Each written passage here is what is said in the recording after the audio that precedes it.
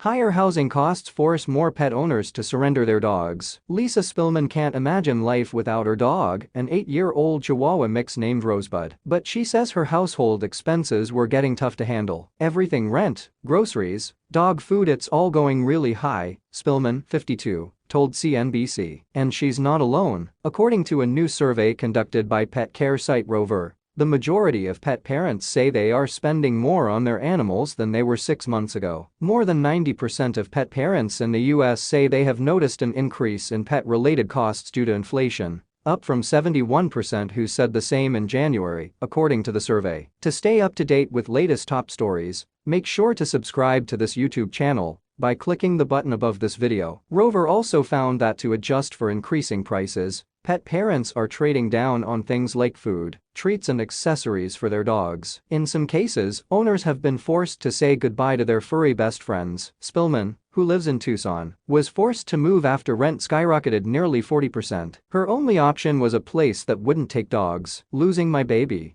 who loves me so much, hurt very much, Spillman said. Pima Animal Care Center in Tucson is hearing more often from pet owners that they've been forced to surrender their animals because of housing concerns, such as eviction or lack of affordable housing, according to shelter director Monica Dangler. A year ago, housing-related surrenders made up 6% of the shelter's surrenders. Now, they make up 18%. Dogs waiting to be adopted inside Pima Animal Care Center in Tucson, Arizona. It's staggering, and it's, sad that people are having to surrender due to things outside of their control, due to inflation and the rising market costs for housing, Dangler said. While the number of animals entering shelters has decreased more than 14% since before the pandemic, shelters across the U.S. are still overwhelmed with animals, according to Shelter Animals Count, which tracks animal sheltering across the country. So far this year, 6% more animals have entered shelters than have left, according to the organization. Many shelters report in recent months that the reasons people are needing to give up their animals has changed, the organization's executive director, Stephanie Filer, told CNBC. They're now more commonly seeing issues related to housing or finances, as why families often tearfully are forced to say goodbye to their family's pet. Dog owner Lisa Spillman, 52,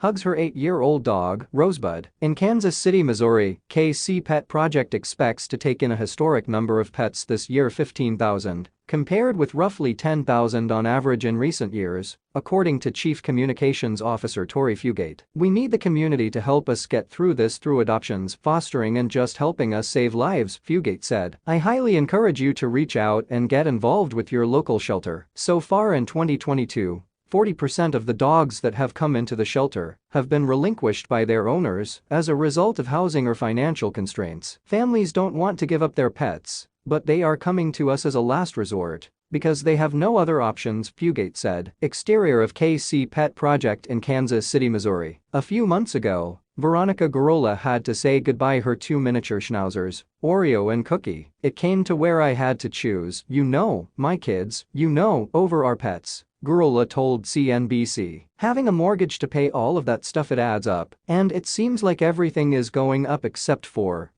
pay. One shelter in New York City, Animal Care Centers of Nick, reported 4,567 animals were surrendered so far this year, up 22% from the same time last year. Due to the economy, a lot of people are needing to move to different places, Shelter Director of Marketing and Communications Katie Hansen said. They've lost their job or they can no longer afford the 30% rent increase. That is one of the biggest reasons that people are having to surrender their animal. For some, the separation is temporary. Both Spillman and Gorola were able to get their dogs back. Their local shelters have foster care programs that place dogs on a short-term basis while owners get back on their feet. I'm really grateful for that, Spillman said, who now lives in a pet-friendly home in Tucson with a backyard for Rosebud. She's very active. She missed us a lot as much as I missed her.